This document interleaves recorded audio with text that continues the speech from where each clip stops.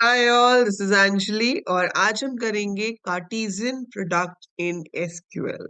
सो ये सीरीज है आपकी NCERT chapter wise complete coverage, जिसमें हमने लास्ट किया था कि सेट ऑपरेशंस कैसे यूज होते हैं। तो सेट ऑपरेशंस में आपने देखा कि यूनियन कैसे होता है, माइनस कैसे होता है between two queries, and what is intersect operation, right. And now sets का ही एक और ऑपरेशन होता है जिसे कार्टेशियन प्रोडक्ट कहा जाता है। बट ये तब यूज होता है जब हम एक से ज्यादा टेबल्स को अपनी क्वेरी में यूज करते हैं, और इसी के ऊपर बेस्ड आपका अगला कंसेप्ट है जो कि है जॉइंस, जहां पर हम दो टेबल्स को आपस में लिंक करके डेटा फेच करते हैं।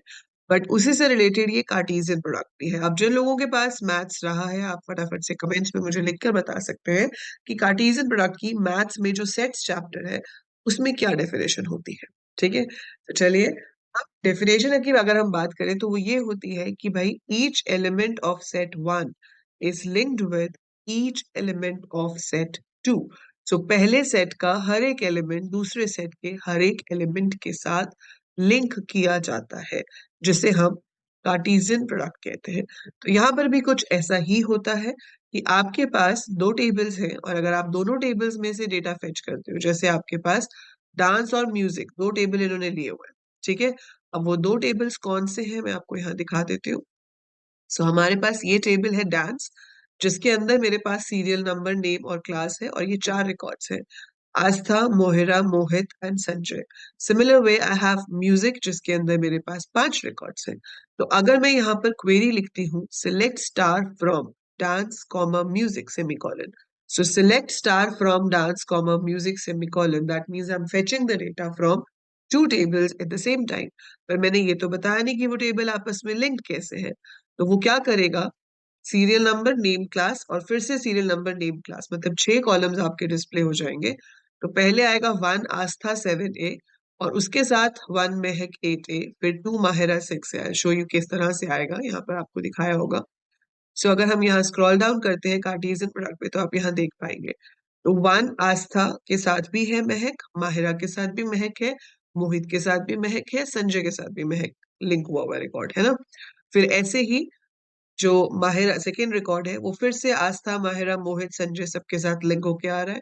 फिर अगला नाम, फिर अगला नाम। तो आपके पास 5 × 4 20 रिकॉर्ड्स टोटल फेच होकर आएंगे, क्योंकि हर रो के साथ लिंक हो रही है।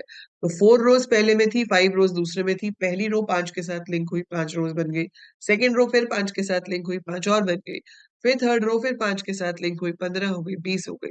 सो दिस इज हाउ आपके पास ये क्रिएट होता चला गया। तो हम ये कहते हैं यहाँ पर कि cardinality of Cartesian product is number of rows in the first table multiplied by number of rows in the second table. So पहले टेबल में जितनी रोज है multiplied by second टेबल में जितनी रोज है, उसे कहा जाता है cardinality of the Cartesian product। Similar way अगर मैं डिग्री की बात करूं तो डिग्री क्या हो जाएगी, कॉलम्स जो है वो ऐड हो जाते हैं। इसमें आप देख रहे हो 6 कॉलम आ रहे हैं मेरे पास। 6 कॉलम क्यों आ रहे हैं, क्योंकि पहले में 3 थे, दूसरे में 3 थे। तो सिलेक्ट स्टार करने पर मेरे पास 3 + 3 6 कॉलम आ जाएंगे। So degree of two tables is added. तो अगर आपको थ्योरी में कभी क्वेश्चन पूछ लिया जाता है कि भाई एक टेबल है ए जिसके अंदर 5 रोज है, टेबल है बी जिसके अंदर 8 रोज है, तो बताओ what will be the cardinality of Cartesian product. तो कार्डिनैलिटी मतलब number of rose, in that case आप रोज को मल्टीप्लाई करोगे। और अगर आपसे डिग्री पूछ ली जाती है तो आप उन डिग्रीज के लिए कॉलम्स को ऐड करोगे। एंड कार्टेशियन प्रोडक्ट हम क्रॉस के साइन से शो करते हैं। सो dance cross music, that means Cartesian product. और क्वेरी में कैसे आएगा, जब मैं दोनों टेबल्स का नाम अपनी क्वेरी में लिखूंगी select star from dance comma music. ठीक है। पर अब आप कहोगे कि मैम ये मीनिंगफुल रिजल्ट तो है नहीं, तो कार्टेशियन प्रोडक्ट का फायदा क्या। डेफिनेटली ये मीनिंगफुल रिजल्ट नहीं है, तो हम इसको ऐसे यूज नहीं करते। आपको बस पता होना चाहिए कि ऐसा हो जाता है। अब हम इसी में आगे रिफाइन करेंगे, हम इसके साथ कंडीशन लगाएंगे ताकि वो दोनों टेबल्स को मैचिंग रिकॉर्ड्स से ही फेच करें। ठीक है। So using two relations in a query, जब आप पढ़ते हो कि दो टेबल्स को एक क्वेरी में कैसे यूज करना है, तो पहले तो कार्टेशियन प्रोडक्ट ही हो गया, जैसे मैंने अभी आपको क्वेरी बताई थी, select star from dance comma music. So it will show you that thing. So it will have degree 6, cardinality 20।